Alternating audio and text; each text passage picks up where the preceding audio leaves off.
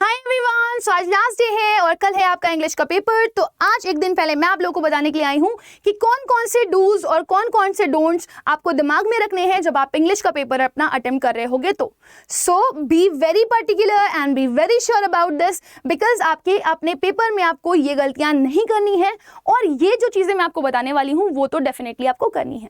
तो देखो, सबसे पहली चीज जो वेरी वेरी इंपॉर्टेंट है वो क्या है? Do not make so many cuts in the paper। ये बहुत सारे बच्चे करते हैं और लिटरली पेपर इससे बहुत ज्यादा गंदा भी लगता है।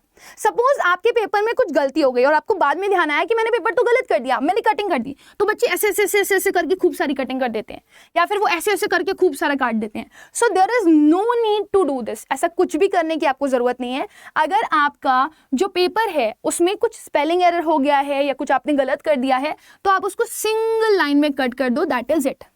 सपोज ये मैंने लिखा, मैंने यहाँ पर रुबेका लिखा हुआ था या मैंने पेपर में कुछ भी लिखा तो मैंने उसको सिंगल लाइन से कट कर दिया, तो सिंगल लाइन कटिंग बहुत ही क्लीन लगती है और पेपर भी गंदा नहीं लगता। नेक्स्ट इज जो मस्ट है और आपको ध्यान रखना है, अगर आप व्हाइटनर ले जा रहे हो अपने एग्जाम में और व्हाइटनर को यूज कर रहे हो तो प्लीज डोंट डू दिस, क्योंकि सीबीएसई की गाइडलाइंस है कि आपको व्हाइटनर बिल्कुल यूज नहीं करना अपने पेपर में। Third is use ball point pens. आपको वो पेन यूज करना है जो कि आपका बॉल पॉइंट पेन है, बिकॉज इससे दो फायदे होते हैं। पहला फायदा कि आपकी स्पीड बढ़ जाती है, ये पेपर में आपका रुकता नहीं है या आपकी स्पीड को स्लो नहीं करता, ये बहुत ही फ्लो में चलता है। तो फ्लो में चलेगा तो आप स्पीड अच्छी पकड़ पाओगे। नेक्स्ट इज ये पेन जल्दी सूख जाता है। रेस्ट ऑफ द पेन्स अगर आप देखोगे तो उसकी इंक फैलने शुरू हो जाती है या अगर आपके हाथ स्वेट वगैरह कर रहे होते हैं तो स्वेटिंग से फैलने लगती है, बट जो बॉल पॉइंट पेन्स होते हैं वो जल्दी ड्राई हो जाते हैं और वो पेपर को गंदा नहीं होने देते। Fourth is use black pen for headers. मैंने बहुत लोगों को कहते हुए सुना कि सीबीएसई की गाइडलाइन है कि सिर्फ ब्लू पेन को यूज करना है। ऐसा कुछ भी नहीं है, आपका जो भी मन हो आप वो पेन यूज कर सकते हो। आप ब्लू पेन और ब्लैक पेन दोनों में से कोई भी पेन यूज कर सकते हो, बट हाँ ये बहुत बेहतर रहेगा अगर आप अपना जो पेपर अटेम्प्ट कर रहे हो वो ब्लू पेन से करो और आप ब्लैक पेन को यूज करो फॉर दी हेडर्स। जैसे आपको सेक्शन ए लिखना है, सेक्शन बी लिखना है, सेक्शन सी लिखना है या उनके पार्ट्स को हाईलाइट करना है, फर्स्ट पार्ट सेकेंड पार्ट, तो उसके लिए आप क्या यूज करो, आप ब्लैक पेन यूज करो। वो आपके क्वेश्चन पेपर में एक हाईलाइट का काम करेगा और आपके सेक्शंस को क्लियरली मेंशन करेगा कि इस बच्चे ने ये वाला सेक्शन अटेम्प्ट किया है। नेक्स्ट, ये बहुत मस्ट इंपॉर्टेंट चीज है, बहुत ज्यादा जरूरी है जो बच्चे नहीं करते। स्टार्टिंग के जो आपको 15 मिनट्स मिलते हैं उसमें आपको पेपर रीड करने के लिए दिया जाता है। अगर आपने कुछ राइटिंग सेक्शन में पढ़ा और आपके दिमाग में कोई पॉइंट्स आ रहे हैं या आपने लॉन्ग आंसर्स क्वेश्चंस को पढ़ा और आपके दिमाग में पॉइंट्स आ रहे हैं कि पहले मैं ये करूंगा फिर ये करूंगा ये करूंगा, तो आप अपनी पेंसिल से अपना जो क्वेश्चन पेपर है उसकी लास्ट पेज के ऊपर अपने पॉइंट्स को जॉट डाउन कर सकते हो कि पहले आप ये लिखोगे फिर आप ये लिखोगे फिर आप ये लिखोगे, राइट, ताकि आपके दिमाग में एक स्ट्रैटेजी बनी रहे और आप ये चीजें कम करो, मतलब पेपर में कटिंग कम करो। जब आपके पास आइडियाज पहले से ही जॉट डाउन होते हैं ना कि पहले इंट्रो पार्ट आएगा उसमें मैं ये मेंशन करूंगा, सेकंड में ये मेन पॉइंट्स ये लिखूंगा, थर्ड में आप कंक्लूजन इस तरीके से लिखोगे, तो आपके पास चीजें जॉट डाउन है तो आप भूल नहीं रहे हो कि अरे पूछे पहले ये लिखना था बाद में ये लिखना था, राइट। तो it would help you a lot, आपको ये बहुत ज्यादा हेल्प करेगा ताकि आपका पेपर ना ही गंदा हो, ना उसमें बहुत ज्यादा कटिंग हो और ना ही आपको उसमें बहुत ज्यादा टाइम वेस्ट करना पड़े। क्योंकि बट ऑब्वियस सी चीज़ है, जब आप पेपर को बार बार कट करके दोबारा से लिख रहे हो या कोई क्वेश्चन आपने गलत अटेम्प्ट कर लिया, आप गलत कर रहे हो, उसको काट रहे हो, तो एक तो आपका पेपर भी गंदा लग रहा है और दूसरा आपके मार्क्स भी जा रहे हैं। सो दोनों चीज़ों का ध्यान रखना। इट इज़ इंपॉर्टेंट कि पहले ही आप पॉइंट्स को जॉट डाउन कर लो at the last page of your question paper, क्योंकि वो एक ब्लैंक सी शीट होती है। Next is stick to the format. रट लो इसको, जो भी फॉर्मेट्स हैं, एप्लीकेशन फॉर जॉब का जो फॉर्मेट है, आपका रिपोर्ट राइटिंग का जो फॉर्मेट है, इनविटेशन का जो फॉर्मेट है, उसको रट लो। जैसे कि डेट आपकी कंप्लीट आनी ही आनी है, राइट। अगर आप एप्लीकेशन फॉर जॉब लिख रहे हो उसमें कवर लेटर लिख रहे हो या फिर आप इन्विटेशन कर रहे हो फॉर्मल, वो भी लेटर के फॉर्मेट में, तो आपको याद रखना है सेंडर्स एड्रेस आएगा, फिर डेट आएगी, फिर रिसीवर्स एड्रेस आएगा, फिर आपका सब्जेक्ट आएगा, फिर आपका सैल्यूटेशन आएगा, फिर बॉडी आएगी। बॉडी भी आपकी 3 पार्ट्स में डिवाइड रहती है। उसके बाद आपका कंक्लूजन आता है, वो भी सब्सक्रिप्शन वाला पार्ट जिसमें आप योर्स ट्रूली, योर्स सिंसियरली ये सब लिखते हो। स्पेलिंग्स को याद करना, जो आपके दिमाग में अच्छे से स्पेलिंग रटी हुई हो उसी स्पेलिंग को लिखना। प्लीज कोई नई स्पेलिंग यूज मत करना जो आपको नहीं आती है, जिस पे आप कॉन्फिडेंस फील ना कर रहे हो, क्योंकि लास्ट मोमेंट पे ऐसा होता है ना, हम घबराए हुए होते हैं, हमारा दिमाग काम नहीं कर रहा होता और हम कोई ऐसी स्पेलिंग लिख करके आगे जो गलत हो गई।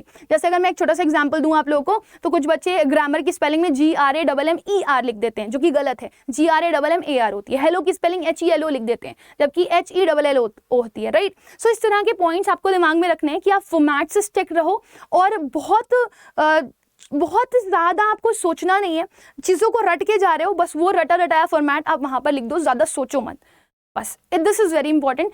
फॉर्मेट के मार्क्स सबसे ज़्यादा कटते हैं एग्जाम्स में, तो फॉर्मेट का अगर हल्का भी आपने उलट फेर किया तो आपके मार्क्स गए। Next is if question comes out of syllabus, now this is a big question from everyone.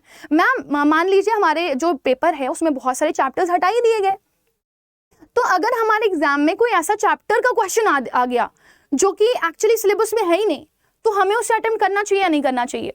तो ये बेटा मैं बताने वाली हूँ, ये CBSE बोर्ड का जो पेपर चेक करते हैं उनकी बात बता रही हूँ। सपोज कोई ऐसा क्वेश्चन अगर आ गया आपके CBSE के पेपर में जो कि आउट ऑफ सिलेबस था, तो आपने क्या करना है, सपोज वो सेक्शन A का, ठीक है, सेक्शन A का फर्स्ट क्वेश्चन का थर्ड पार्ट था, तो अगर आपने इतना ही लिख करके छोड़ दिया, सेक्शन A के फर्स्ट क्वेश्चन का थर्ड पार्ट जो कि आउट ऑफ द सिलेबस है, अगर आपने सिर्फ इतना मेंशन कर दिया तो उसके लिए आपको मार्क्स मिल जाएंगे। लेकिन अगर आप छोड़ करके आ जाते हो, उसको छोड़ करके आ जाते हो, तो वहां पे आपको 0 मार्क्स मिलेगा।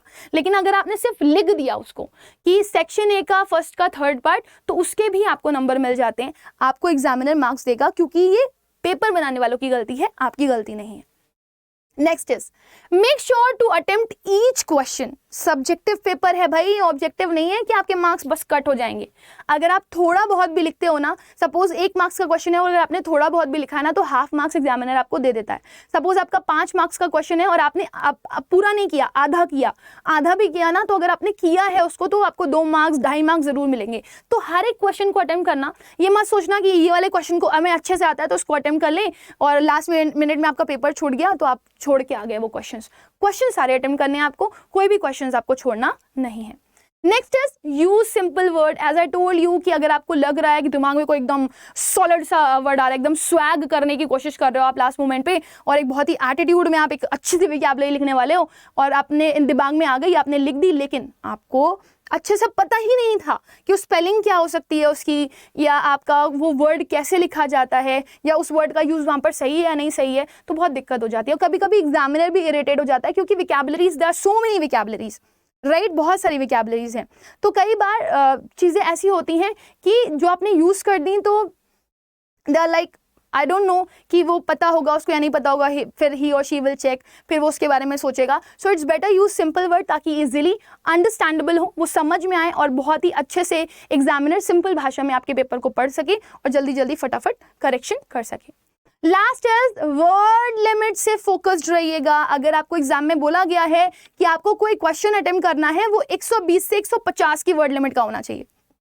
मैं आपको इसमें एक बहुत ही अच्छी स्ट्रैटेजी बताऊं, अगर 120 से 150 की वर्ड लिमिट में स्टिक रहने की कोशिश के लिए बोला गया है ना आपको, तो आप 120 से 150 वर्ड तक जाओ ही मत, आप 120 वर्ड तक ही लिखो, अपनी प्रैक्टिस अच्छी कर लो, 120 वर्ड तक ही लिखो आप, क्योंकि जो आप बाकी के वर्ड्स है ना, आपके 30 वर्ड्स, उनको अगर आप लिखोगे तो एग्जामिनर को भी एक्स्ट्रा पढ़ना पड़ेगा, आपको एक्स्ट्रा उसमें वर्ड्स डालने पड़ेंगे, उसमें आपके मिस्टेक के चांसेस ज़्यादा हो सकते हैं, राइट, और आपका टाइम भी उसमें जा रहा है। सो इट्स बेटर कि आप 120 वर्ड्स पे उसको खत्म कर दो, आपको मार्क्स उतने ही मिलते हैं, उन 120 वर्ड्स में ही अपना आप बेस्ट लिख लो। ज़बरदस्ती की आप एक्सटेंड मत करो अपनी एप्लीकेशन फॉर जॉब को, या फिर अपने इन्विटेशन को, या फिर अपना आपका जो रिपोर्ट राइटिंग है उसको, और कोई ज़रूरत नहीं है इसको। Word limit is word limit, word limit से स्ट्रिक्ट रहिए, उसके बाहर तो बिल्कुल जाना नहीं है। और मैं कहूँगी आप लोगों से कि अगर 120 to 150 वर्ड का है तो आप 120 वर्ड तक ही स्टिक रहिए, क्योंकि आप एक्स्ट्रा ना ही लिखें, टाइम टेकिंग हो जाएगा, और एज आई टोल्ड यू कि एग्जामिनर मार्क्स भी काट सकता है, तो इस चीज़ को दिमाग में रखेगा। सो आई होप स्टूडेंट्स कि ये पॉइंटर्स जो मैंने आप लोग को बताए हैं, ये चीज़ आपके दिमाग में होगी, और जब आप अपना पेपर दे रहे होगे तो ये सारी चीज़ें ना आपको बहुत ही क्लियरली वहाँ पर समझ में आ रही होंगी कि मेरे को ये चीज़ें करनी है। सो इसीलिए आज मैंने इस वीडियो को बनाया। तो आप मुझे कमेंट सेक्शन में ज़रूर बताइएगा कि आपको ये जो स्ट्रैटेजीज़ हैं वो अच्छे से समझ में आ गई या नहीं आ गई, और आपको ये स्ट्रैटेजीज़ कैसी लगी, या आपको ये स्ट्रैटेजीज़ पता थी या नहीं पता थी। Thank you everyone, bye bye and take care, and I am waiting for your reply.